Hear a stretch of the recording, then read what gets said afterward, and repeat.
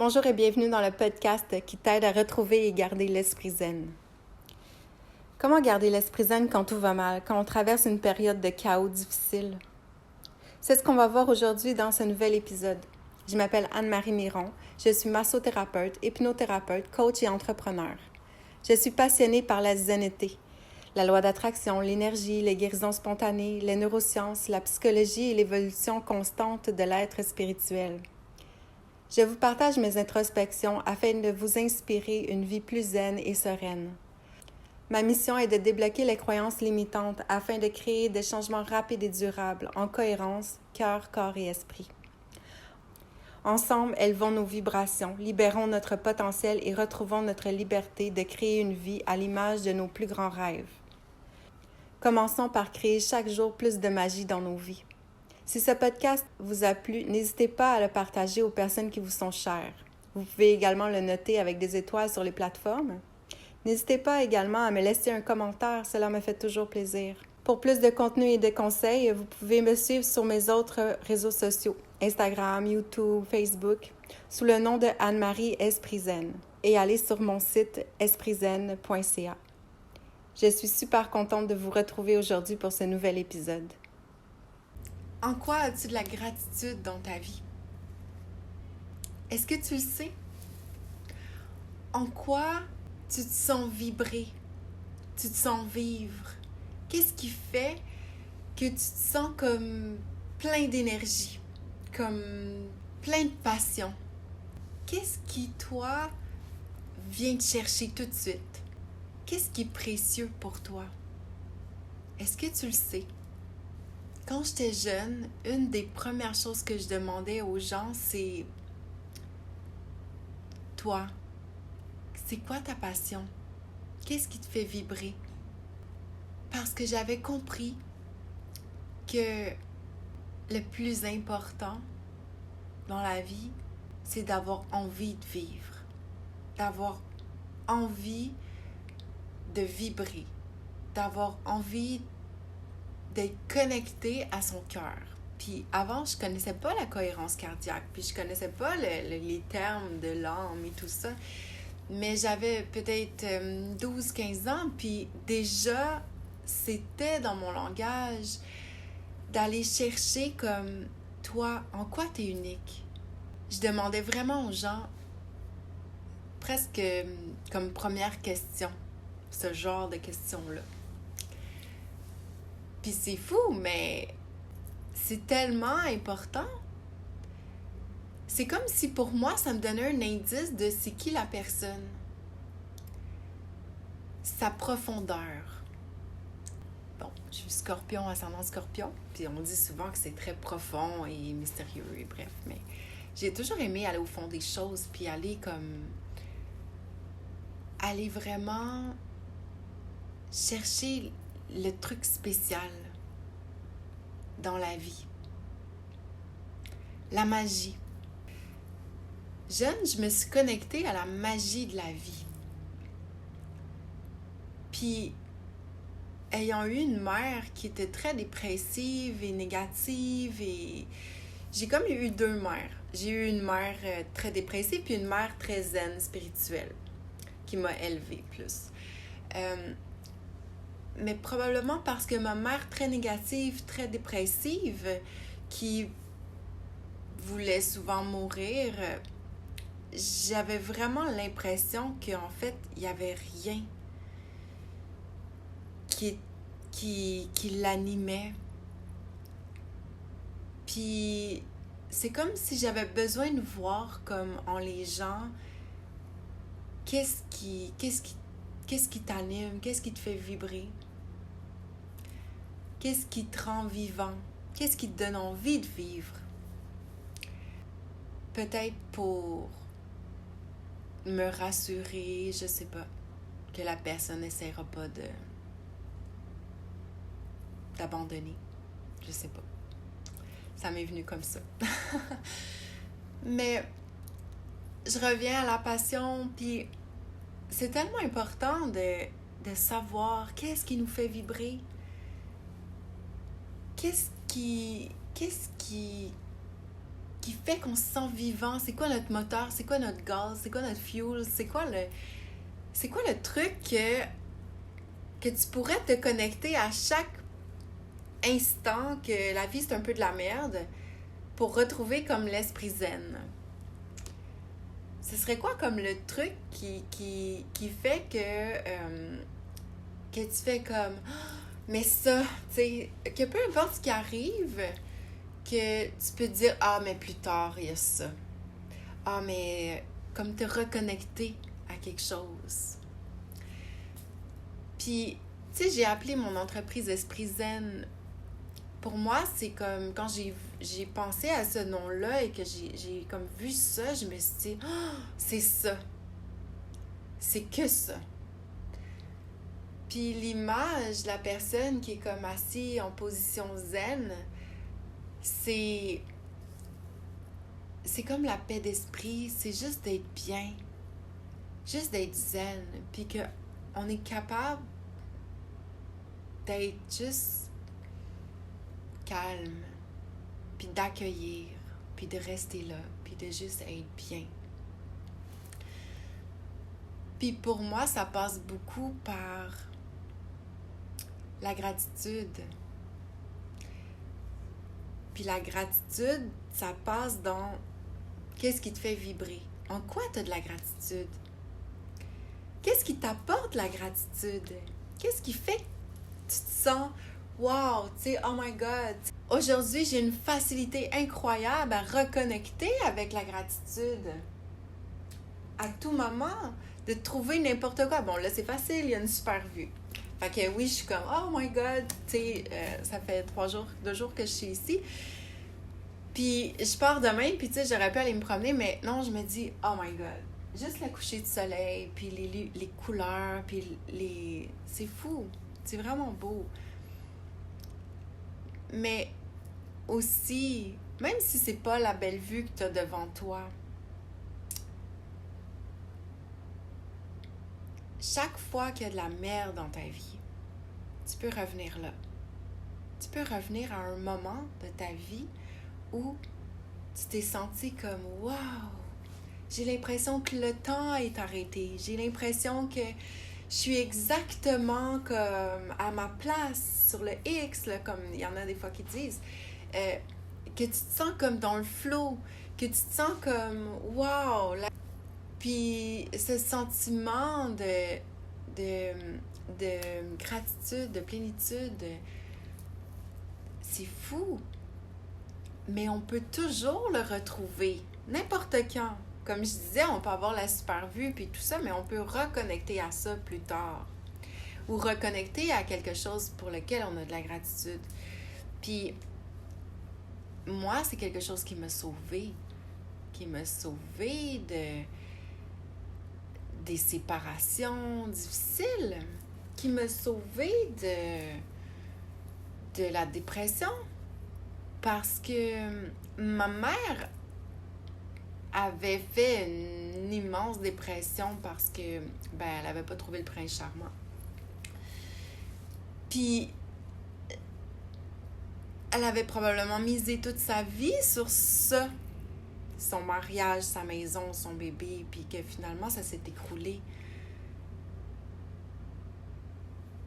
Puis que la seule chose dans sa vie qu'elle a travaillé toute sa vie pour, c'était comme ramasser des sous à ce moment-là pour sa maison, pour quitter le nid familial et tout ça. Puis c'était la plus vieille d'une famille de 8 enfants. Puis probablement qu'aussi il y a la fierté que pour elle, c'est tellement important de réussir.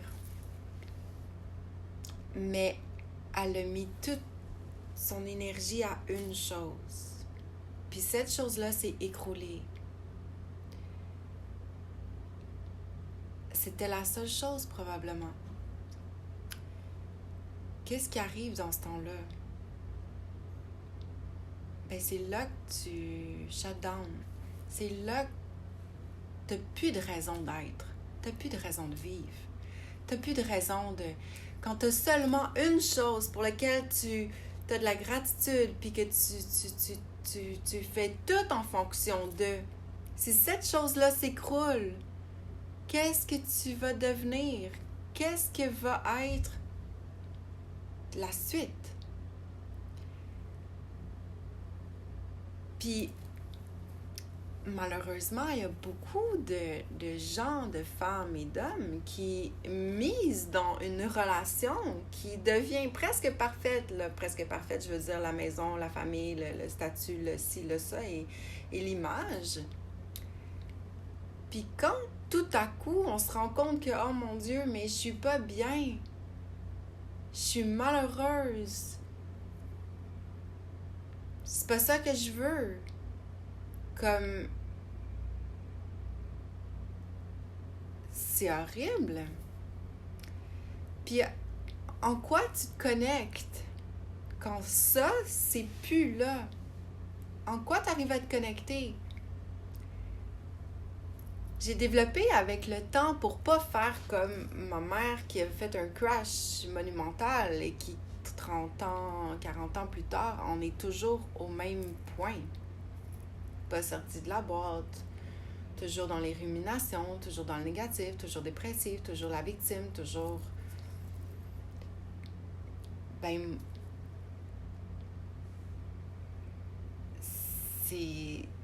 C'est intense. Ben moi, mon goal dans la vie, c'est que peu importe la situation, quand je me séparais, fallait que je garde l'esprit zen. Parce que c'était mon choix.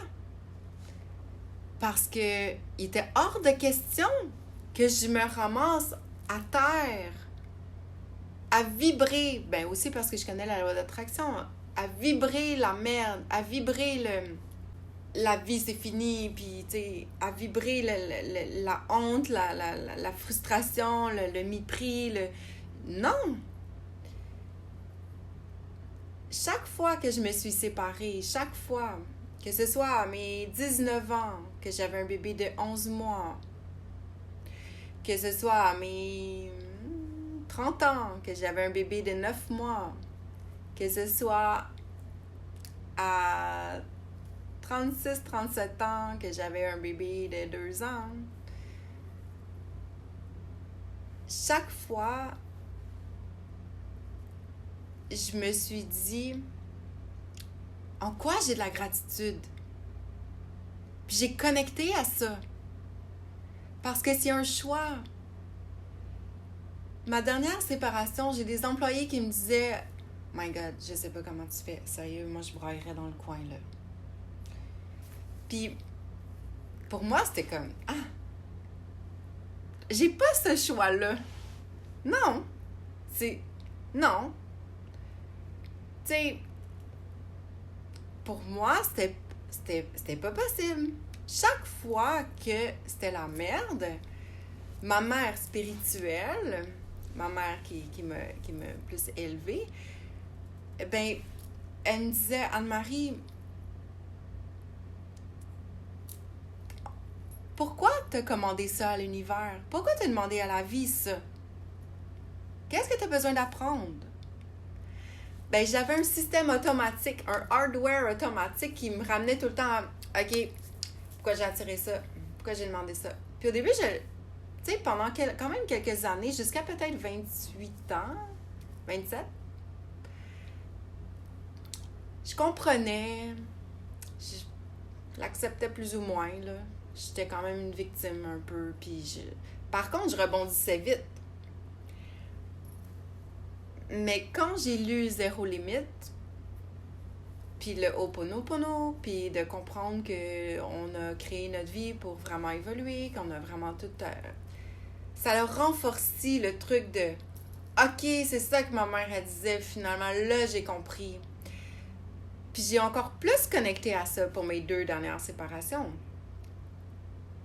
Puis chaque fois qu'il arrive un truc qui me gosse, qui me... il me dit ça, il fait ça, oh my God, hey, j'en reviens pas, sérieux, c'est de l'immaturité. Ben, je me dis, en quoi ça m'est utile d'attirer ça à moi? Après m'être dit, je reviens dans mon cœur, qui je suis. Je sais qui je suis. Ce qu'il me dit, c'est pas censé m'atteindre, parce que je sais qui je suis. Puis j'enseigne ça à mes enfants aujourd'hui. Ah, il m'a dit ça, là. OK, time out. Toi, t'es qui? Je dis ça à ma fille. J'ai appris à ma fille. Dis merci à l'univers parce que cette personne-là est sur ton chemin pour t'aider à grandir puis à être une meilleure personne. Rien d'autre. Puis, si ça te gosse, ben c'est que tu le crois. Puis que ça te fâche. Mais si tu sais qui tu es, ben,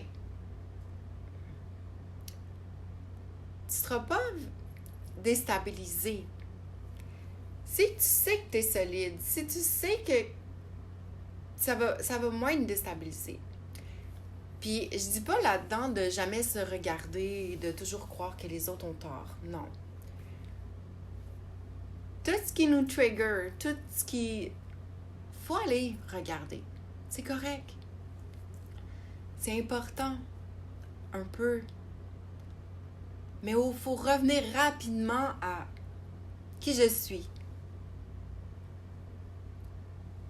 Puis, l'esprit zen, c'est ça. C'est être comme au centre. Juste neutre. Juste comme d'accepter ce qui est, observer, d'accepter, puis de se dire, ben, OK, je vis ça en ce moment. En quoi ça m'est utile? Est-ce que ça me dérange? Pourquoi ça me dérange? Qu'est-ce qui en moi vibre, qui vibre, qui me dérange? Est-ce que c'est quelque chose avec lequel j'ai pas fait la paix? Est-ce que c'est quelque chose c'est ça, est-ce que c'est quelque chose avec quoi j'ai pas fait la paix? Parce que les gens autour de nous, là, j'ai toujours dit, le couple n'est pas là pour nous rendre heureux. Le couple est là pour nous peser à la bonne place, pour nous gosser. En fait, le couple est là pour nous faire évoluer. L'autre est toujours ton miroir pour te renvoyer qui tu veux pas voir que tu es ou qui tu es ou qui tu ne veux pas être. C'est important, je crois, d'accueillir ça dans les relations. Aussi, c'est facile de... Tu sais, pour moi, ça a toujours été facile de... Ben, j'étais trop tolérante, mais un moment donné où ce que j'allumais que là, c'est assez... Ben, quand je disais c'est assez, c'était fini. Puis je passais à autre chose. Mais, à un moment donné, c'est facile de passer à autre chose. Puis de passer à quelqu'un d'autre.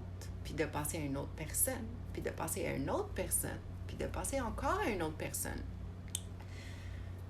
Il y a une chose que ma mère me disait, ma mère comme spirituelle, elle me disait, tu sais, tu pourrais aussi rencontrer un gars pire que l'autre d'avant, tu sais. C'est un risque. Quand tu as quelque chose à apprendre, c'est beau de le fuir. Mais tu as encore quelque chose à apprendre. Je crois qu'on devrait quitter une relation quand c'est rendu ton meilleur ami.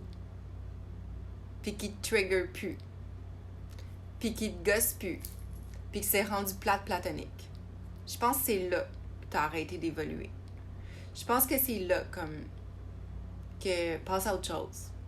Je disais à mon ado de 21 ans, quand il avait eu sa première job, je disais, OK, Anthony, tu sais quoi? T'es super bon dans ton travail, t'aimes ça, c'est cool, non. J'ai dit, promets-moi une chose. Quand ta job, elle va être rendue tellement automatique, puis que tu vas être bon, puis que ça va être facile, change de job. Moi, quand j'étais jeune, j'avais des emplois que... Quand j'étais rendue comme assistante gérante, puis que là, je faisais tout sur le bout de mes doigts, puis que j'étais fière de moi, ben j'avais plus de défis. Puis je faisais comme... Non, je m'emmerde, sérieux. Fait que je disais ça à mon gars, mais je pense que dans les relations, c'est aussi ça. Il y a des choses qui sont inacceptables, qu'on ne doit jamais accepter. Puis d'ailleurs, dans les relations, on doit mettre nos limites tout de suite, au début. C'est tout de suite. Faut pas, j'ai rien vu, non, j'ai pas entendu, non, parce qu'il y a tellement de qualités que non. Je pèse le pour et le contre toujours, puis finalement, je vais laisser passer ça. Non, non, non. Faut baisser notre seuil de tolérance, puis faut tout de suite aller voir. Ah, il y a quelque chose qui me gosse, c'est quoi? Ah, il y a quelque chose que c'est pas clair. Peux-tu clarifier? Ah, parce que tout est apprentissage, tout est évolution. Puis c'est important, puis c'est un jeu. La vie, c'est vraiment un jeu. Puis il faut jouer. Il faut comme accueillir qu'est-ce qu'on évolue, dans quoi on évolue, dans quoi que... qu'est-ce qui est là? Accueillir tout ça. Puis, je reviens à mon début de... Il faut être dans nos passions. Il faut savoir c'est quoi, en quoi on est unique. En fait, dans...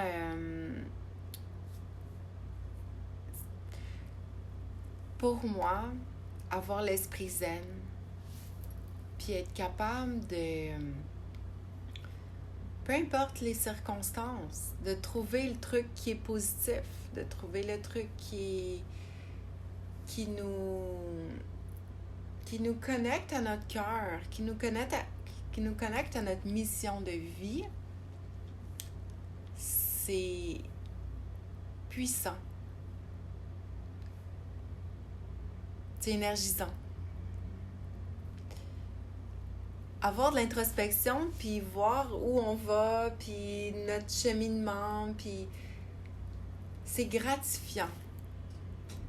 On n'est pas en compétition avec personne d'autre que nous-mêmes. Puis, si chaque jour, on est capable, chaque fois qu'on a quelque chose qui nous...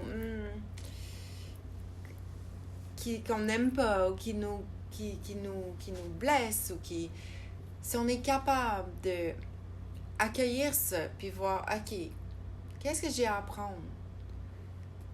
Mais quand c'est trop rough, quand c'est trop hardcore, de tout de suite connecter à, OK, non, reviens ici, rentre dans ton cœur. T'es qui, toi? Même si quelqu'un d'autre te dit que t'es de la merde, reviens. Toi, t'es qui? Ton intention, c'était quoi? Puis, ça fait que peu importe le goal qu'on a en haut, quand on crash, si on sait qu'est-ce qui nous fait vibrer, qu'est-ce qui nous énergise, qu'est-ce qui... dans plein de petites choses. Pas juste une chose. Pas mettre tous nos œufs dans le même panier. Pas miser juste sur la grosse maison avec le gars qu'on a choisi, puis les enfants, puis le chalet, le bateau et tout ça. Parce que ça peut nous faire crasher. Intense. Si on n'a pas rien d'autre pour lequel on vit. Si on n'a pas rien d'autre pour lequel on vibre.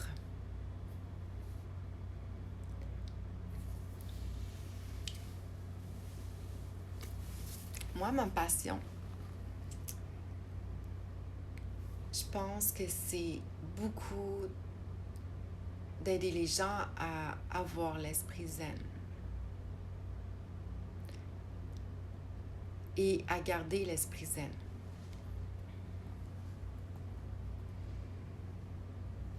Puis pour moi, quand j'étais jeune, avoir eu une mère suicidaire, je pense que c'était vital. Puis je pense que même avant d'avoir évolué, puis au niveau de la psychologie, tout ça, puis d'avoir voulu jouer les thérapeutes, et je parlais avec ma mère, mais dans l'énergie, je pense que j'avais déjà une force et un don comme pour apaiser. Parce que... Puis j'avais une conversation avec quelqu'un l'autre fois, puis on parlait de ça, que les animaux, des fois, étaient guérisseurs. Puis je lui ai dit, tu sais, les enfants aussi sont guérisseurs. Souvent, on dépend de cette personne-là pour survivre. Donc, moi, je crois que ma force aujourd'hui, d'être capable de ramener les gens à l'esprit zen au niveau de l'énergie, puis dans mon bureau, je parle en soins, en massothérapie, de ramener les gens vraiment comme zen, de libérer certains trucs lourds dans leur énergie, dans leur passé, dans leur... toute l'information, parce qu'on est beaucoup plus énergie que matière. Ben, je pense que j'ai puisé cette force-là puis cette passion-là parce que, justement, j'ai eu une mère qui était très dépressive puis qui voulait mourir puis qui avait pas de gratitude puis qui... Fait que pour moi, c'était vital, inconsciemment, de vibrer l'esprit zen, de vibrer l'énergie positive, calme. Fait que c'est ma mission. C'est ma mission, aider les gens à retrouver et garder l'esprit zen, mais surtout aussi de vibrer, puis de connecter avec nos passions, d'aider les gens à trouver comme qu'est-ce qui te fait vibrer. Puis ça arrive souvent que je pose ça comme question à mes clients, assez rapidement dans les premières fois que je les vois quand même. Puis des fois, les gens ne le savent pas. Des fois, les gens, ils me disent, je me sens vide, je me sens déconnectée, je me sens plus à ma place, je me sens mal. Puis tout de suite, je les ramène à ça. OK, mais qu'est-ce qui te fait vibrer? J'avais une amie, à un moment donné, elle filait vraiment pas, puis juste le fait de lui avoir dit, mais qu'est-ce qui te fait vibrer? Puis qu'elle me dit, ben rien, il n'y a rien qui me tente, il n'y a rien que... OK, c'est pas grave. Avant, des fois, de reconnecter à quand tu étais jeune ou avant, quand tu te sentais que tu étais dans le flow, là, que le temps n'existait plus, que tu étais vraiment comme wow, là, puis que tu étais bien, puis que tu te sentais comme flotter, énergie. Puis quand tu reconnectes des fois à ça dans le passé, ben ça te donne un cue sur où tu devrais aller maintenant. Là. Parce que je crois beaucoup que ben des fois dans notre vie d'adulte, on met des trucs de côté. Ou nos parents, ou l'école, ou tu sais, le temps, l'horaire et tout ça. Puis qu'au final, on n'est plus connecté à notre cœur puis à notre vibration. Quand on est jeune, naturellement, on va se mettre à faire des trucs, puis on sait pas trop pourquoi, puis on joue à telle affaire, puis on gosse tel truc, puis souvent, je pouvais demander à des gens, mais toi, quand tu étais jeune, comme qu'est-ce qui te faisait vibrer vraiment, tu sais? Puis souvent, pour les gens qui sont très passionnés, qui sont très connectés et tout ça, ben ils vont dire, oh my God, aujourd'hui je fais tellement ce que quand j'étais petit je faisais comme. Puis c'est parce qu'ils sont restés connectés. Ils ont écouté leur cœur plus. Tu sais, moi, quand j'étais jeune, je faisais des bilans. Bizarre, mes parents avaient un bureau, puis je sais pas si ma mère avait commencé à étudier en massothérapie, je me souviens pas. peut-être. Mais je m'assoyais dans son bureau, puis là, je faisais comme des feuilles, des fiches de mes amis. Là, je dessinais comme, genre, comme sa photo, puis là, je mettais comme, tu sais, c'est comme je décrivais la personne. C'est comme j'analysais la personne. Puis en fait, il y avait dans mon truc de questions, c'était, c'est quoi sa passion? Qu'est-ce qui le fait vibrer? Puis j'analysais beaucoup les gens. Puis c'est drôle parce qu'aujourd'hui, ma passion, c'est ça. C'est de voir, de reconnecter les gens avec leur cœur, puis avec leur vibration, avec qui ils sont, à retrouver l'esprit zen. Puis je faisais ça naturellement, plus jeune.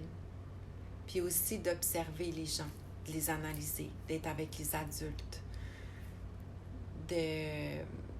d'essayer de voir comment ils sont, d'essayer de les analyser. Probablement parce que j'étais méfiante quand même des gens. Alors pour moi, c'était important d'analyser, c'était important de saisir le monde rapidement. Mais ça m'a amené à filer les choses, à observer, à me faire une idée.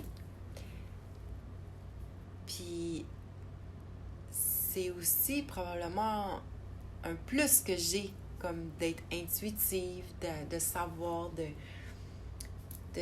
ressentir. Puis ça m'aide à vibrer, des fois, à faire vibrer les gens à un autre niveau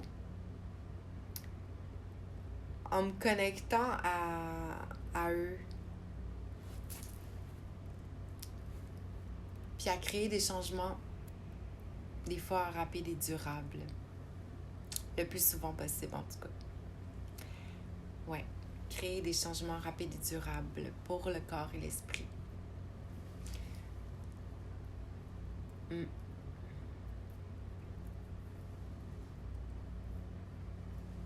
C'est moi. C'est ce qui est important pour moi. C'est ma mission. Tu peux m'écrire, puis me parler de toi. Est-ce que tu sais ce qui te fait vibrer? Est-ce que tu sais pourquoi chaque journée, c'est comme, wow, c'est un jeu, je vais m'amuser, je vais découvrir, je vais avoir des nouveaux défis, Est-ce que tu es là-dedans? Dans la passion, la gratitude, puis que peu importe ce qui arrive, comme tu te dis comme, j'accueille ça, puis j'évolue, puis je suis dans ma passion. Mais si t'es pas là, puis t'aimerais être là, ben, des fois tout seul, c'est plus compliqué, c'est plus long. Puis d'avoir quelqu'un qui peut te guider, Puis en fait, je viens de le faire. Je viens de te dire toutes les questions que je pourrais bien te poser en personne, puis... Mais des fois, tout seul, c'est comme la méditation. On se dit, un jour, je le ferai, je prendrai le temps. Mais des fois, d'être accompagné, ben ça fait qu'on est vraiment là. C'est vraiment le temps. On le prend vraiment. Puis on a comme un engagement qu'on prend envers soi, puis aussi envers la personne qui t'accompagne. Puis c'est ce que j'ai envie de te proposer. Aujourd'hui, il y a quelqu'un on parlait, puis on se disait, qu'est-ce qu'on va faire comme après l'événement et tout ça, que j'étais allée les 3 derniers jours. Puis je lui parlais de ça, de ma passion, Puis elle me dit, ben, offre-le comme coaching, comme d'aider les gens à reconnecter à leur passion, puis à vibrer plus, puis à rester zen, puis à trouver des trucs. Parce que je suis passée par là. Puis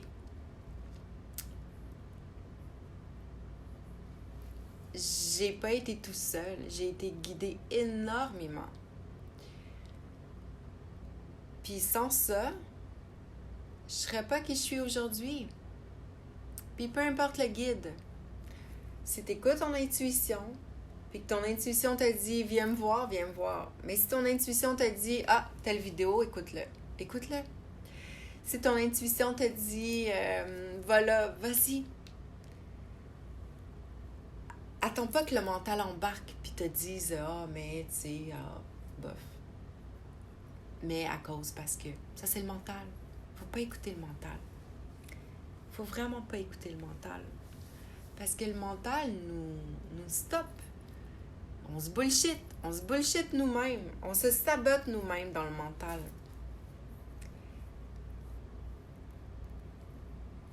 Puis, on n'avance pas dans ce temps-là. On a plus de chances de faire ça quand on écoute notre mental. Chose que j'écoute rarement. Je pense que le seul moment où je devrais écouter mon mental, c'est quand je me dis j'ai des projets, je dois être disciplinée, je dois tenir un horaire et être... Pour moi, c'est difficile. Mais c'est là que je devrais écouter le mental. De dire, OK, tu dois être discipliné, tu dois écouter ton mental, tu dois avaler un crapaud à la fois, comme tous les matins, tu fais qu'est-ce que tu as à faire, que tu procrastines tout le temps parce que tu remets ça plus tard. Mais je suis quelqu'un que j'écoute tellement mon intuition. Je suis tellement dans l'intuition que je suis toujours dans la liberté d'écouter mon intuition. J'ai l'avantage et la gratitude et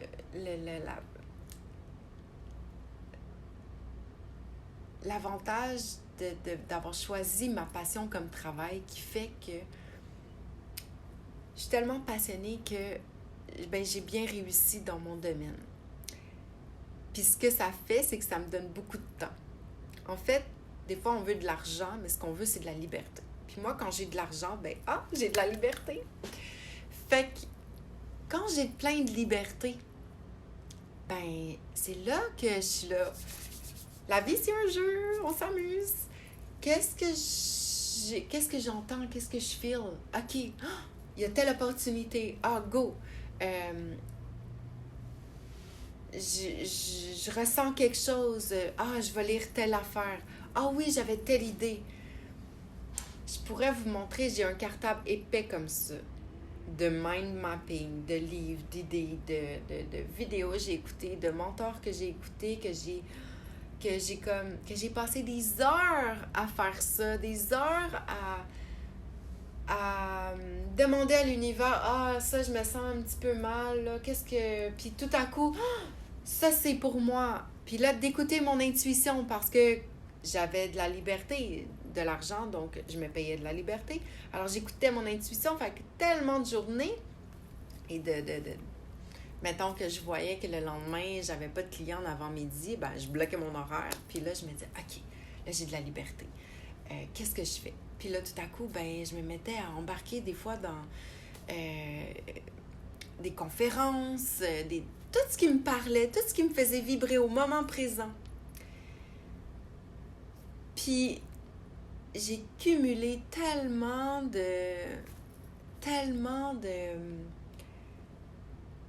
d'évolution parce que plus qu'on en sait, plus qu'on a l'impression qu'on sait rien. Puis qu'on a toujours besoin d'apprendre plus. Puis fait que faut écouter son cœur. Des fois, il faut écouter son mental, l'horaire, puis tu sais, il y a des choses, des fois, quand il faut écouter le mental. Mais plus souvent, il faut écouter son cœur. Puis je suis la preuve que quand on écoute notre cœur, quand on élève notre vibration dans la gratitude, on vibre, on attire à nous des synchronicités, on attire à nous de la magie, plein de magie. Puis ça, c'est wow. Je te souhaite une vie magique.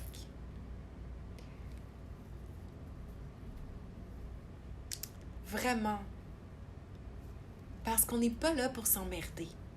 Quand tu t'emmerdes, tout de suite, demande-toi, qu'est-ce que je peux faire pour changer l'énergie? Qu'est-ce que je peux faire pour me sentir bien, me sentir belle? Qu'est-ce que je peux faire pour vibrer plus? Qu'est-ce que je peux faire pour prendre du temps pour qu'est-ce qui me fait vibrer? Qu'est-ce que je peux déléguer pour prendre du temps pour moi? Parce qu'on peut être dans le mental puis dire « Ah, ben j'ai un horaire puis j'ai pas le temps. » Puis... Mais non, ta priorité, c'est toi. Ta priorité, c'est que tu vibres.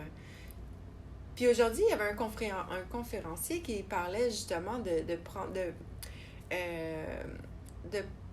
dans chacune de nos journées, d'avoir comme 3 blocs ou 3 boîtes là, qui disaient, dans une de mettre comme de l'amour, puis de trouver chaque jour quelque chose qu'on se donne, soit de l'amour, on donne de l'amour aux autres, ou qu'on est dans l'amour. Puis l'autre, ben, de l'énergie. Qu'est-ce qui te donne de l'énergie? Qu'est-ce que tu fais pour augmenter ta vibration, pour augmenter ton énergie, ta gratitude pour la vie? Puis d'être dans des énergies positives. Qu'est-ce que tu fais pour ça, chaque jour? Puis ensuite, il y avait la mission. Qu'est-ce que tu fais pour être dans ta mission de vie? Chaque jour. Pour évoluer. Pour être là pour les gens. Pour partager.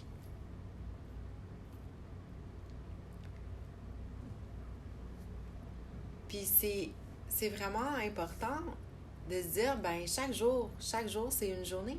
On se brosse les dents chaque jour, ben on devrait avoir toujours comme quelque chose chaque jour. Parce que si des fois tu dis, ah, je le ferai pas aujourd'hui, ou ben tu risques de faire ça de temps en temps. Mais si c'est chaque jour, ton système, ton hardware, tes neurones vont l'enregistrer. Puis ça va être plus facile de garder le rythme. Mais c'est, je crois, selon moi, pour avoir l'esprit zen, ben il faut, peu importe ce qui arrive dans la vie, trouver la gratitude. En quoi j'ai de la gratitude? En quoi je peux me connecter maintenant pour garder le focus, pour garder mon goal qui est plus haut, que peu importe les petites embûches, c'est là que je vais. Puis pas se rappeler ça. Puis de garder un focus.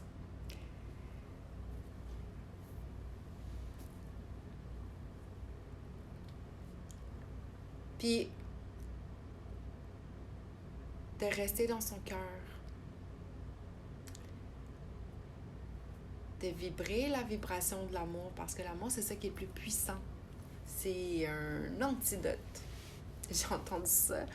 Puis j'ai fait, ouais, c'est vrai. On peut dire ça, c'est un antidote.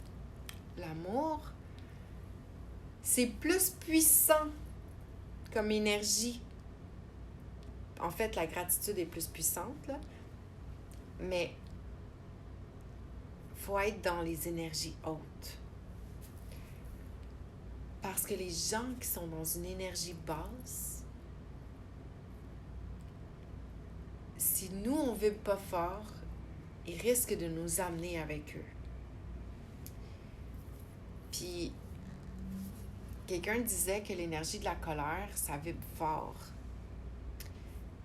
Mais l'énergie de la gratitude, ça peut vibrer tellement plus fort.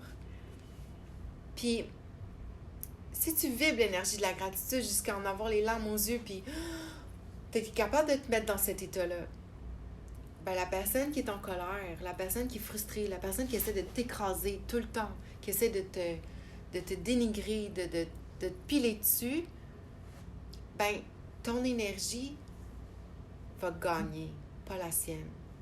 Mais c'est la gratitude forte, là, de se connecter à ton bébé quand tu l'as eu dans tes bras au début, à le truc qui est vraiment wow, tu sais. Trouver quelque chose que tu en as presque les larmes aux yeux quand tu te connectes à ça. Puis de le pratiquer à chaque jour. Puis pour arriver plus rapidement, la prochaine fois qu'il arrive un truc, de te connecter à de la gratitude, à revenir là.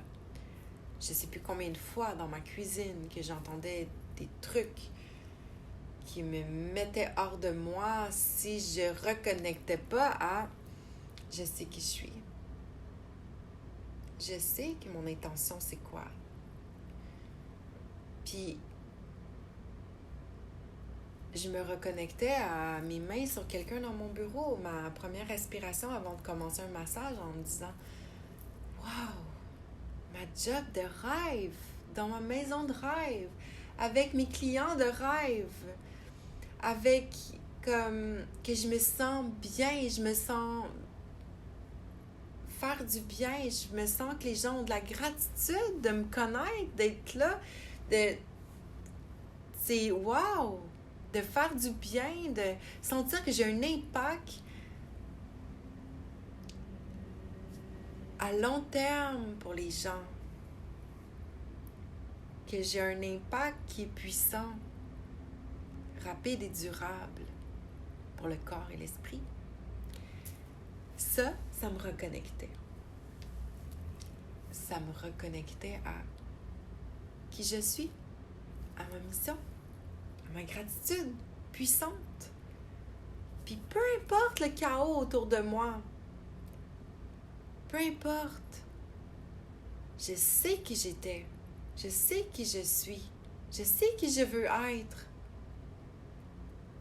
Puis c'est pas des paroles ou des mépris ou qui va me faire sortir de ça. Puis si tu vis une relation difficile avec une personne qui t'écrase, qui t'insulte ou qui te dénigre, qui essaie de te tirer vers le bas, puis que c'est compliqué, puis que tu peux pas nécessairement faire ta valise puis t'en aller, parce que des fois, il y a beaucoup de choses en jeu. Ben, t'as pas le choix de te reconnecter, de trouver un truc pour te connecter à l'intérieur, dans la gratitude, dans ton goal qui est plus puissant que tout ça, dans ta mission. Puis au pire, tu peux te dire que, ben moi, je me disais ça. Je me disais, tu sais quoi? Merci. Je sais qui je suis. Puis de toute façon, tout ça, je le prends en note. J'évolue, j'observe, j'analyse, puis ça va me servir. Parce qu'un jour, je vais aider les gens à comprendre l'emprise. Puis à comprendre comment en sortir zen. Puis chaque fois que je réussissais à garder l'esprit zen, à me connecter à qui je suis, à avoir de la gratitude pour tout de suite quelque chose, peu importe quoi, je pouvais vivre quelque chose de difficile, mais tout de suite, je me reconnectais à la gratitude, à soit mon travail, à soit mes enfants, à des moments de ma vie comme wow! Puis, je me disais, je suis bonne. Tu vois, t'es capable. T'es capable de rester quand même longtemps dans une situation où tu gardes ton esprit zen. Puis malheureusement, parce que tu gardes l'esprit zen, un pervers narcissique, qu'est-ce qu'il va faire? Il va capoter. Parce que sa mission, c'est de te faire crasher. Sa mission, c'est de te faire du mal. Sa mission, son plaisir, c'est de t'abaisser pour se relever, pour se monter, pour se donner raison. Puis il croit tellement qu'il a raison qu'il veut avoir raison, qu'il veut tout faire, peser à chaque endroit où il est capable de peser pour avoir raison, de dire que tu es une crise de folle, de dire que, tu vois. Fait que c'est sûr que quand tu gardes l'esprit zen, c'est pire. Parce que quelqu'un qui veut de l'emprise, s'il n'en a pas, il va chercher à en avoir. Il va chercher les limites. Puis c'est vraiment pas facile. Puis plus que tu gardes l'esprit zen, plus que c'est difficile, plus que le niveau de défi augmente. Mais chaque fois, tu te dis, ben, j'ai été capable.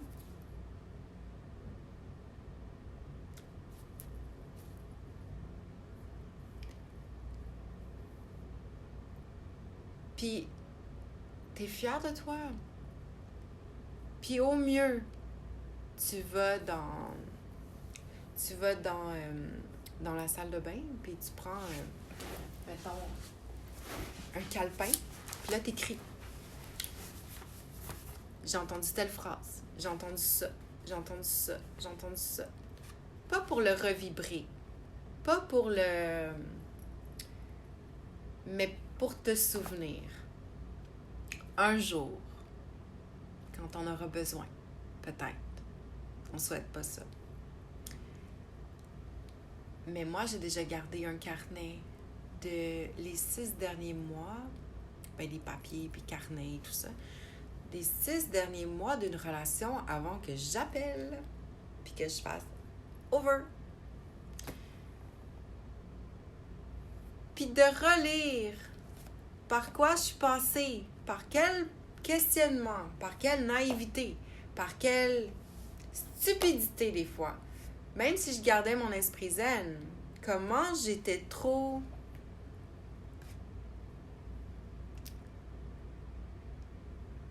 naïve en fait. Mais comment j'étais trop... c'est ça.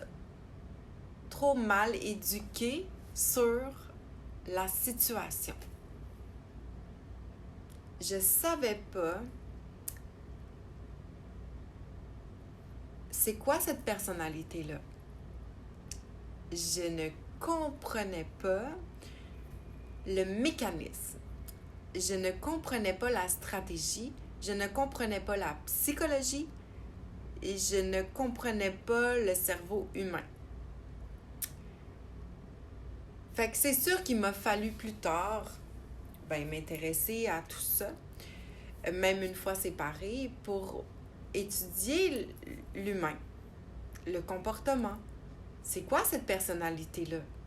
C'est quoi ces patterns répétitifs? Ah! Puis là, d'être assez intelligente et stratégique pour les anticiper. Puis ne plus être dans la colère de « Bon, my God, hey, il me dit ça. Sérieux, il me dit ça. » Non, il est comme ça. Gaspille pas ton énergie à « Oh my God, il a encore fait ça. » Ou « Il m'a encore dit ça. » Non, il est comme ça. Lâche prise. Il changera pas. Ou elle changera pas. Lâche prise.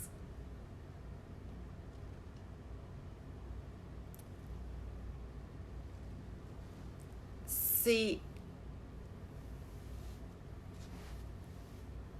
en étudiant les neurosciences aussi que j'ai compris que les gens ne changent pas facilement. Ça prend énormément de volonté, et même quand on veut, c'est difficile. Puis c'est Joe Dispenza qui disait ça dans une de ses formations, conférences. Il disait, tu sais, quelqu'un qui veut changer, là, c'est vraiment difficile. Fait imagine quelqu'un qui pense qu'il n'y a pas de problème, puis quelqu'un qui pense pas qu'il y a besoin de changer. Quelqu'un qui dit que c'est toi le problème. Quelqu'un qui ne reconnaît pas rien. Quelqu'un qui a plaisir à essayer de faire souffrir l'autre. Quelqu'un qui est mal quand il voit que tu es tellement heureuse dans la gratitude, puis qu'il y a des petites choses, tu es comme « Wow, c'est cool! » Puis que lui, ça le dérange. Il est pas bien avec ça.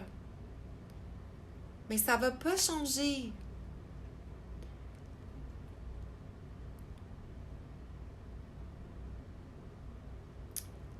Puis à un moment donné, on a beau être gentil, excuser l'autre, monter notre seuil de tolérance, essayer d'être dans la compassion, de comprendre.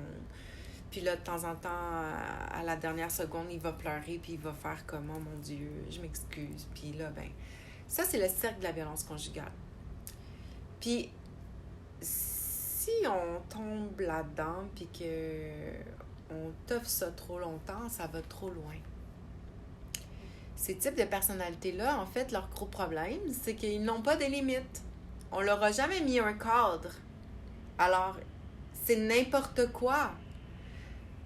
Puis surtout, si tu gardes l'esprit zen, ça va être le bordel, je te le dis tout de suite.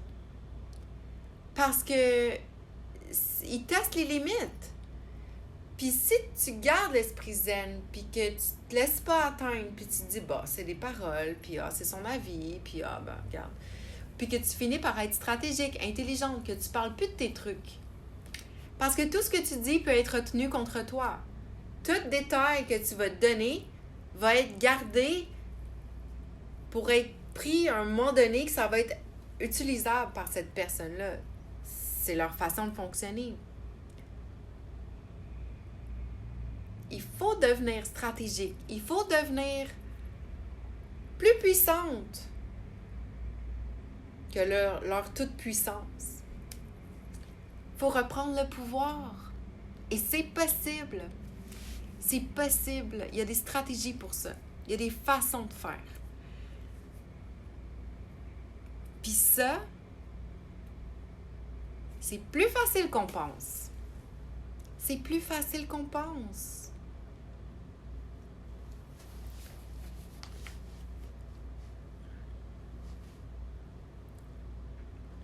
Mais il faut garder le focus. Il faut se faire respecter. Il faut vibrer. Quand tu commences à perdre toute ton énergie, puis à ne plus vibrer, puis à plus sentir que tu es heureuse, à plus sentir que tu as envie de vivre, cherche de l'aide. Puis on est moins connecté à notre intuition quand on se sent pas bien, quand on se sent lourd, quand on se sent dans la matière. On est moins connecté à notre intuition, puis on est moins guidé pour savoir où aller chercher de l'aide, à qui parler. Souvent, quand on vit ce genre de situation-là, on a honte. On ne sait plus à qui parler. On sait plus... Puis on n'a pas nécessairement d'argent pour commencer à aller voir un psy une fois semaine. Puis 1 heure semaine, c'est rien. T'as besoin de plus que ça. T'as besoin de personnes, de t'entourer de personnes qui l'ont vécu. Puis qui vont te dire les vraies affaires. Pas un psy qui va te dire « Ah, on va travailler la relation. » et Non, ils font de l'argent dans ce temps-là. C'est comme les avocats.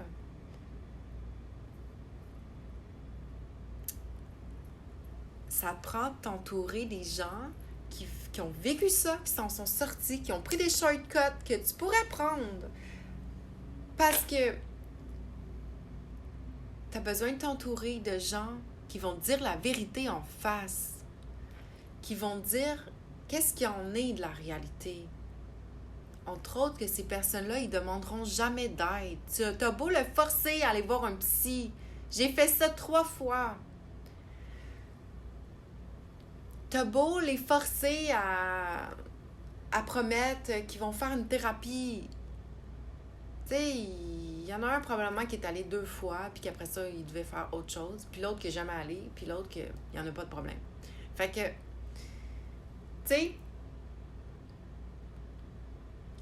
faut savoir c'est à qui on a affaire. C'est important. Mais surtout, pour être stratégique et tout ça, il faut avoir des exemples. Il faut savoir que, il faut s'entourer. Puis moi, ce que j'ai envie de faire, c'est de faire comme des Zooms plusieurs fois semaine, au moins 2 soirs semaine. Parce que quand tu es là-dedans, quand tu vis des situations, quand tu entends des affaires, que tes bras ils tombent, puis tu fais comme « Oh my God, j'en reviens pas, dans quoi je suis? » comment je vais me sortir de ça? Mais qu'est-ce qui va arriver? Mais est-ce que je vais tout perdre? Est-ce que... Tu sais? Puis, à ce moment-là, c'est là que tu dois connecter à ta puissance, connecter à ton énergie, connecter à qui tu es, connecter à la magie, connecter à ton pouvoir. Qu'est-ce que tu peux faire? Qu'est-ce que tu peux contrôler? Et comment tu peux être stratégique? Malheureusement, la plupart des personnes qui se font manipuler, qui se font dénigrer, qui sont dans un système avec une personne très...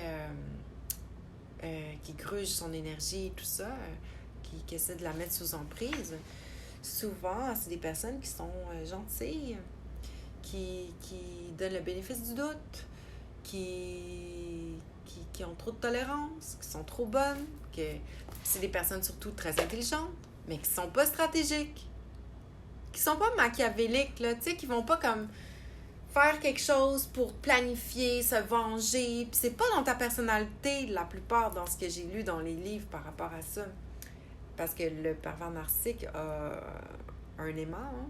Il y a comme quelqu'un à qui il est attiré, mais parce qu'elle a une personnalité. Si lui est comme ça, puis il attire toujours ce même genre de type de personnalité-là, c'est parce que ça merge ensemble.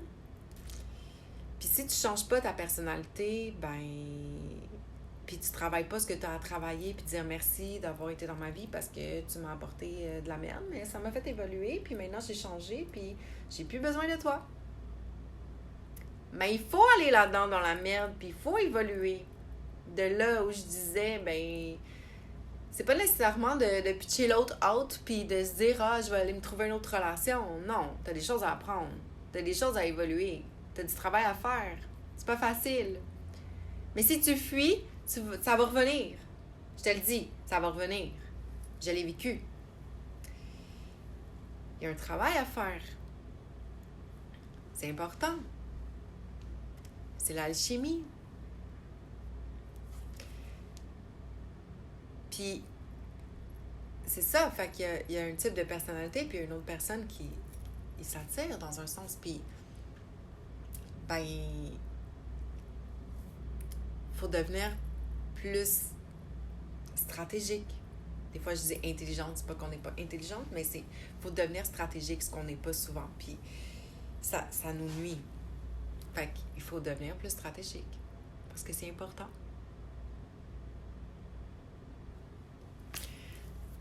Donc, je disais, au moins 2 Zooms semaine, parce que c'est important c'est vraiment important de s'entourer. Parce que c'est pas à tes amis que tu peux parler de ça. Tu te fais juger.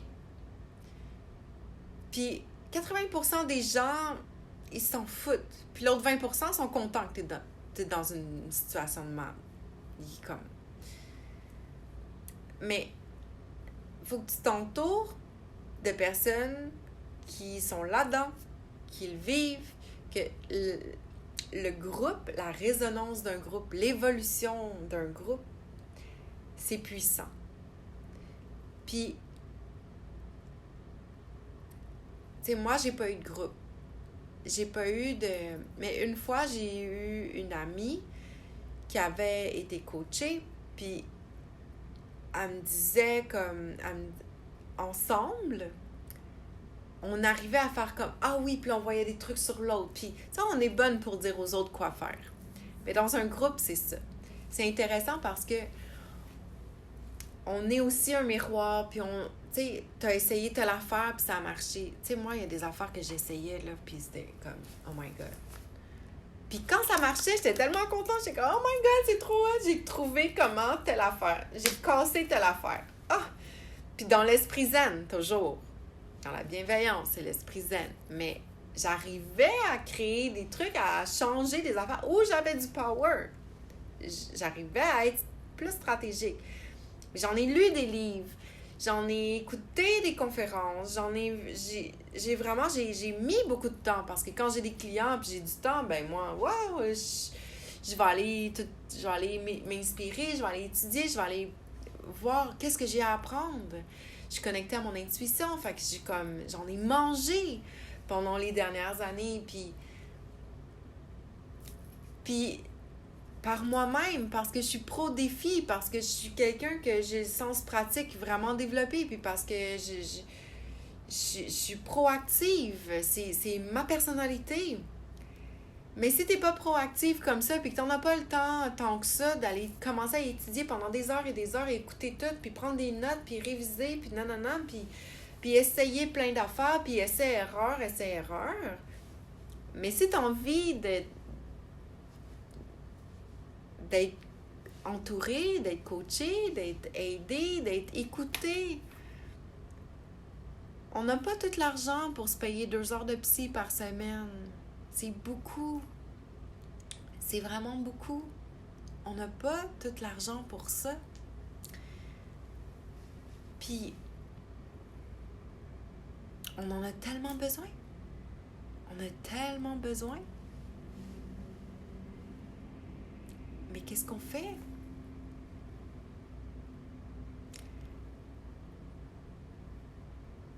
Puis, tu sais, j'ai envie de faire un format, une communauté, un groupe, une formation, en fait, avec plusieurs modules que j'ai déjà commencé à préparer. Ça fait déjà plusieurs mois. Où il y a, le premier module, c'est quoi l'emprise? Parce que on a besoin de savoir qu'est-ce qui est l'emprise. C'est quoi l'emprise? Que ce soit de nos enfants, de notre famille, de notre conjoint, de notre boulot, même les entreprises, les systèmes qui ont de l'emprise sur nous des fois à notre insu puis qui nous empêchent de penser et d'être par nous-mêmes. Qu'on finit par comme pas savoir trop qu'on a accepté ça, mais bon, c'est ça. Puis aussi, c'est qui le pervers narcissique? C'est quoi sa personnalité? Puis comme je disais tantôt, c'est quoi la personnalité de la personne manipulée? Parce qu'elle a une personnalité type. Lui, il a une personnalité type, vraiment. C'est puissant, comme c'est standard, là. Puis l'autre côté aussi, on a une personnalité type, puis on attire ça parce qu'on est comme ça. Fait que faut changer, faut comprendre qui on est. Faut changer. Puis ensuite, faut se demander, qu'est-ce qu'on fait? Comme, est-ce qu'on reste dans la relation? Puis est-ce qu'on est stratégique et on est capable de toffer ça? Moi, j'étais capable de toffer ça à un certain moment. Avec des stratégies, avec du vouloir, là, parce que j'avais une maison, j'avais mes bureaux dans ma maison, là. Il était hors de question que je perde tout ça, là. Fait fallait que j'endure, là. Fallait que je sois stratégique. Fallait que je garde l'esprit zen, là. Puis,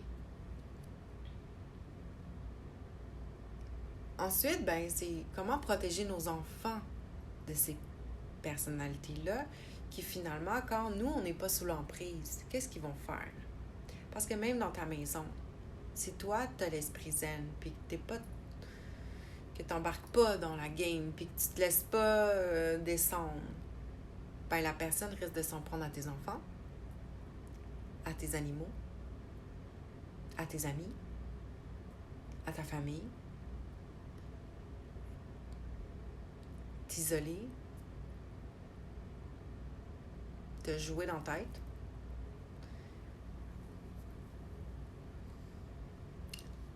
Fait que nos amis, les autres, bon. Mais nos enfants, c'est important. Faut protéger nos enfants. Puis, moi, j'ai fait l'erreur de dire à l'univers, même s'il essaie de monter mon gars contre moi, mais c'est pas grave parce que dans le fond, je sais, ma job, c'est juste de le rendre tellement intelligent pour qu'il réfléchisse par lui-même puis qu'il se fasse sa propre idée lui-même. Extrêmement rarement, j'ai dit ma façon de penser. Extrêmement rarement, j'ai dit « Hey, wow, là. C'est pas lui la victime là-dedans. » Rarement. J'y compte sur une main. Mais il s'en rappelle parce que fallait surtout pas que je dise quoi que ce soit contre son père. Puis tu sais, il a 21 ans. Mais parce que j'ai dit je vais faire en sorte qu'il soit tellement intelligent et il réfléchisse par lui-même. Puis un jour, il va bien voir la réalité. Ben, le jour qu'il a vu la réalité, là, qu'est-ce qui est arrivé? Ben, il voulait pas voir la réalité. C'est comme une femme qui est avec son mari depuis 20 ans, puis qui la trompe, puis que ci, que ça, puis qui arrive toujours à lui faire croire que non, il se passe rien. C'est dans ta tête, tu t'imagines ça, puis qu'il est tellement bon pour manipuler son cerveau, puis qu'un jour, il lui dit, tu sais quoi, t'es une pauvre conne, parce que moi, je t'ai trompée pendant 20 ans. Puis finalement, oui, toutes ces fois-là, tu le savais, t'étais... Puis tu comme, oh mon Dieu, puis tu y as cru. T'as cru que ce qu'il disait, c'était vrai. Qu'est-ce qui se passe? Quand un parent monte l'enfant contre l'autre parent, puis que l'enfant finit par réaliser que, oh mon Dieu, c'était pas ça la vraie vie. On m'a fait croire quelque chose. Toute ma vie était bâtie sur un mensonge. Toute ma vie, j'ai été encouragée à détester ma mère, puis j'avais pas vraiment de raison, mais c'était ça qu'il fallait que ce soit. Alors, c'était ça qui était. Ben, qu'est-ce qui arrive? C'est que la personne est mal. Elle devient en colère. Puis, moi, mon fils est venu vivre chez moi. Puis,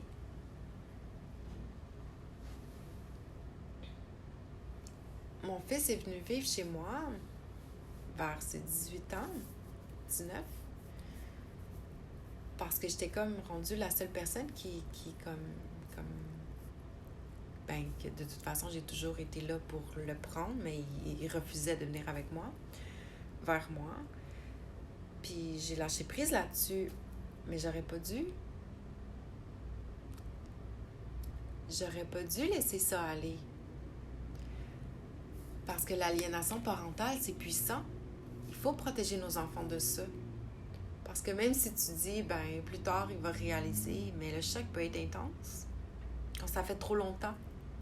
Parce que tu te dis, ben, il faut que j'attende qu'il ait 18 ans, parce que si je dis quelque chose avant qu'il ait 18 ans, moi, je vais avoir des problèmes avec la DPJ.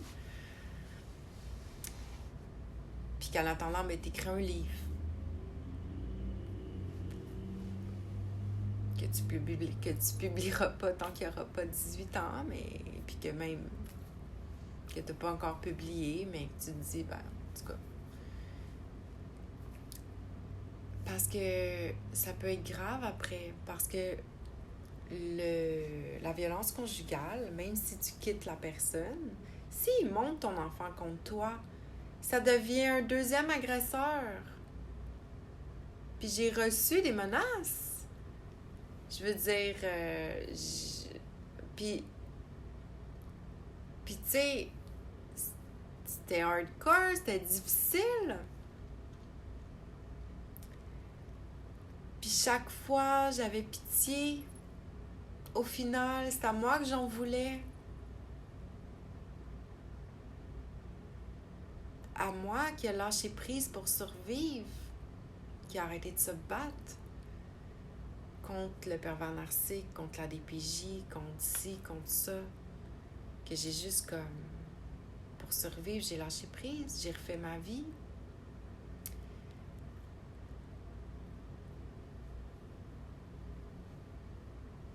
Mais je m'en voulais parce que j'avais quand même le sentiment que j'avais abandonné mon enfant. Mais quand un enfant est dans une situation d'aliénation parentale, des fois, moi, ce que j'ai cru, c'est que, ben, si je n'ai pas le pouvoir sur l'attitude de l'autre parent, si l'enfant a des propos contre moi ou qui veut pas venir avec moi, sans même de raison, mais que je sais que c'est à cause de cette situation d'emprise-là, ben moi, la seule solution que j'avais vue, c'est, ben, bravo, t'as gagné, prends-le. Si je suis pas là, tout ça n'existe plus. Je suis sortie du jeu. C'est le triangle de Cartman, là.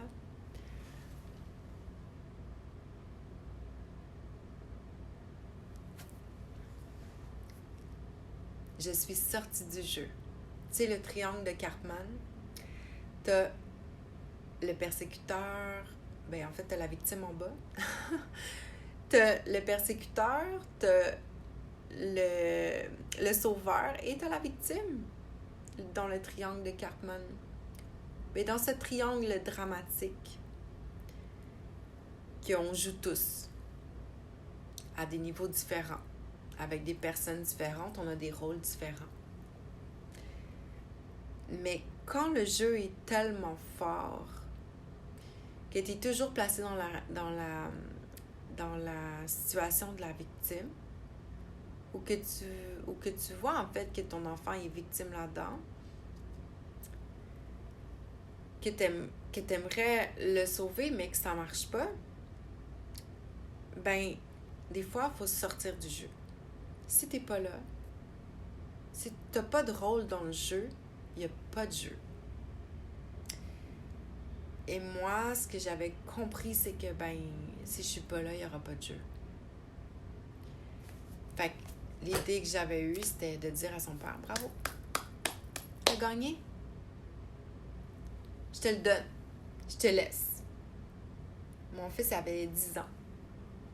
Puis de ses 6-7 ans, de ses 7 à 10, en tout cas, ça avait duré 3 ans intenses. Puis j'avais fait comme, OK, je suis over, plus capable. Puis, parce que c'était épouvantable. Le drame, la persécution. Mon fils souffrait. Je souffrais. Je me faisais persécuter par l'ex, par la DPJ, par des exagérations, des manipulations d'informations, c'était n'importe quoi. Puis, même à la fin, dans ce temps-là, j'allais même plus à la cour de la DPJ. Si t'es pas dans le jeu n'existe pas. J'ai fait... Non. De toute façon, je n'ai pas de pouvoir. J'accepte que je n'ai pas de pouvoir. Si je n'ai pas de pouvoir, je veux pas aller là pour me sentir frustrée, puis triste, puis dépressive pendant une semaine après. Parce que je réalise que moi, je suis rien, j'étais un pion dans la société, puis si la juge Ruffo, il y avait des erreurs, puis qu'elle était même pas capable de... puis qu'elle s'est fait tasser, moi, je suis qui? Moi, je suis personne.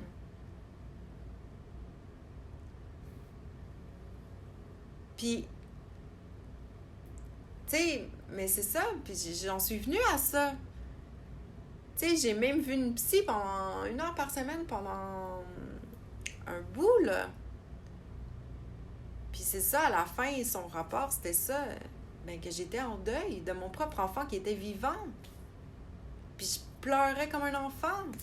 Je passais à côté de son école parce que j'avais emménagé à côté de son école. Je passais à côté de son école, puis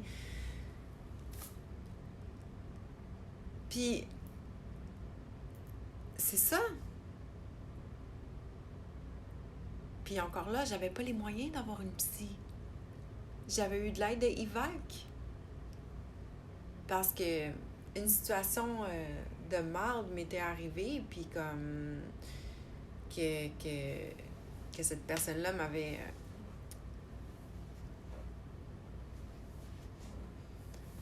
agressée devant mon enfant à un moment où je devais aller le chercher. Un dimanche matin. Comme, tu l'amèneras pas, puis il veut pas y aller. Puis là, il essaie de prendre l'enfant de ma voiture parce que je voulais pas jouer à ce jeu-là. Puis j'étais comme, oh non, regarde, viens, on s'en va, on va passer une belle journée, j'embarque pas là-dedans. Fait que j'ai pris mon enfant, son sac à dos, puis je l'ai comme amené pour mettre dans la voiture, puis tout ça. Puis lui, il a comme... C'est ça, il m'a comme poussé à terre, puis il a essayé d'enlever mon enfant de la voiture, puis il y avait un passant, heureusement, il y avait un passant qui marchait, qui sortait d'un dépanneur, qui marchait, puis qui a tout vu la scène. J'ai été chanceuse. Ben, combien de personnes auraient eu un oui-dire, là, un genre de pleine croisée, là, tu sais? Puis que finalement, ils ont ont pas d'aide ou je sais pas trop, mais tu sais, comme avec la CSST puis IVAC, ben tu peux avoir de l'aide. Moi, j'avais accepté cette aide-là parce que j'en avais besoin. Mais aujourd'hui, les psys sont tellement loadés, ils sont tellement pris, ils sont tellement comme ils n'ont pas le temps. Ils sont pas là. Puis même, ça a l'air qu'ils font pas des nouveaux psys ou ils en créent pas beaucoup parce que ça a l'air qu'il faut contrôler ça. Faut pas qu'il y ait trop de psys sur le marché ou de gens... puis tout est réglementé. Comme... Les gens ont besoin d'aide. Puis mon pourquoi, il est fort. Parce que je l'ai vécu. Je l'ai vécu tellement. Puis j'en suis sortie zen et gagnante. J'ai pas perdu ma maison. J'ai pas perdu ma santé mentale. Et en plus, mon dernier ex, je suis restée amie avec lui. Et j'ai de l'amour pour cette personne-là aujourd'hui. Et de la gratitude. Puis je sais que c'est pas gagné. Il y a encore du travail à faire. Mais chaque fois qu'il y a du travail à faire, c'est le père de mon enfant. Donc, je suis là. Je l'accueille dans ses défis. Puis il m'accueille dans mes défis aussi. Dans l'alchimie, là, c'était un homme et une femme qui travaillaient dans le laboratoire. Travailler, atoire, la prière. C'est la foi, puis le travail. Puis à un moment donné, comme, faut juste voir qu'est-ce qu'il y a en nous au lieu de fuir, là. Faut voir qu'est-ce qu'il y a en nous qu'on peut travailler chaque fois. Mais je ne vis pas avec mon ex. Il y a sa maison, j'ai ma maison, mais on est restés amis. Parce que jamais je veux que mon enfant vive ce que mon premier enfant a vécu. Puis même que le père de mon premier enfant, je suis même pas dans la colère envers cet homme-là. Même si lui, bon, il doit avoir peur de moi, il me l'a même déjà dit. Mais pas moi.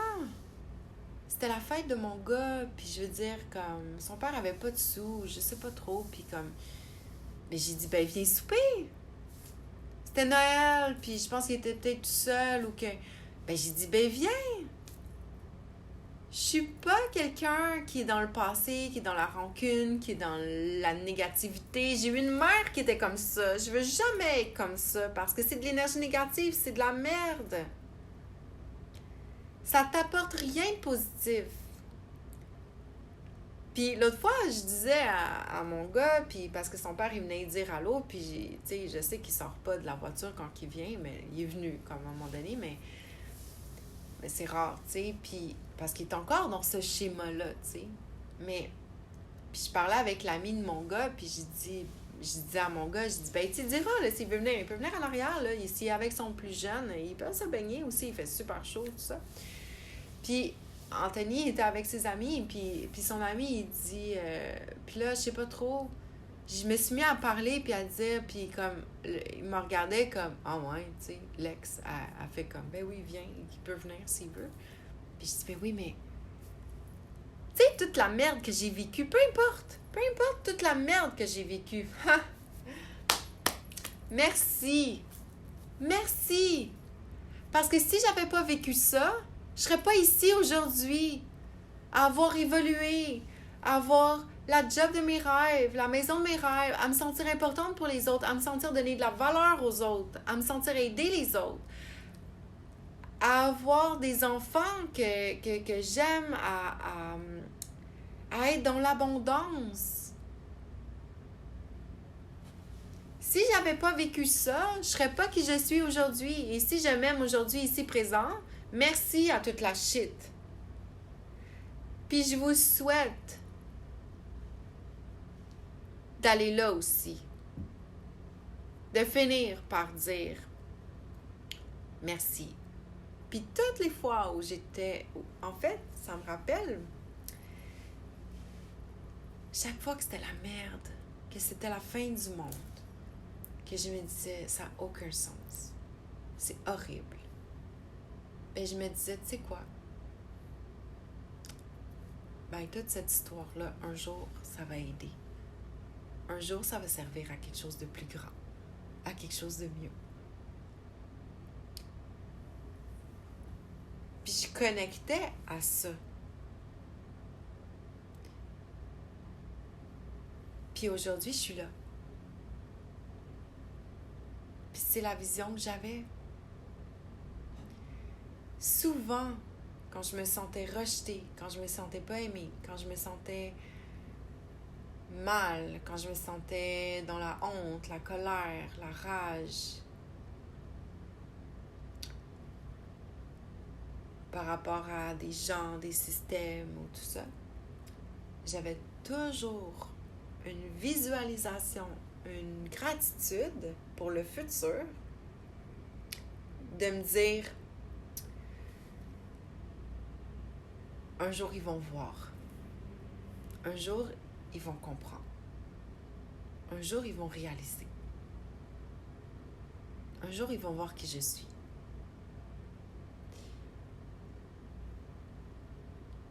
Puis,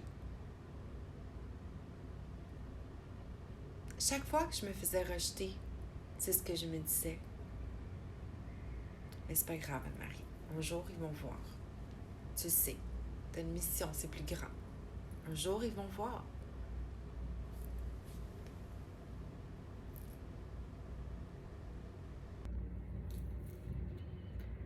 Voilà.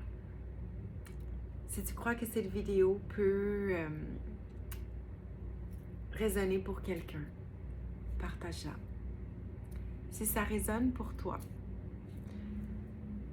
ben, je suis en train de monter un réseau, un groupe de l'entraide.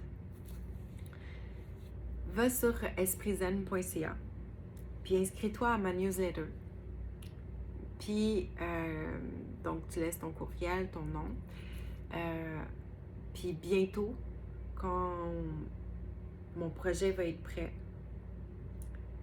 pour aller plus loin ensemble, en groupe, avec de l'entraide, régulièrement, au moins 2 fois par semaine. Puis rapidement, je travaille là-dessus, rapidement. Ben, tu vas recevoir un courriel avec l'information.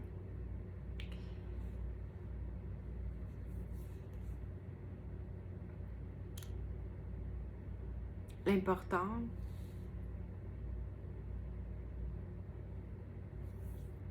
c'est que tu saches que c'est ton choix. Puis peut-être que c'est pas pour toi. Peut-être que tout ce que je t'ai énuméré, tout ça, comme... Peut-être que pour toi, tu te dis comme... Oh non, c'est pas moi, c'est pas ça. Ça me parle pas. Ça se peut. Ça se peut que ça te parle plus tard. Ça se peut que ça te parle jamais. Ça se peut que ça parle à quelqu'un d'autre. Mais je vais toujours être là, si tu as besoin. Puis, il y aura toujours des gens qui vivent les mêmes choses. On n'a rien inventé, là. On n'est pas les seuls.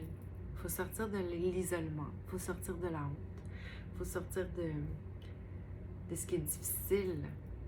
Il y a une possibilité de s'en sortir. Puis, il ne faut pas perdre ça de vue. C'est super précieux.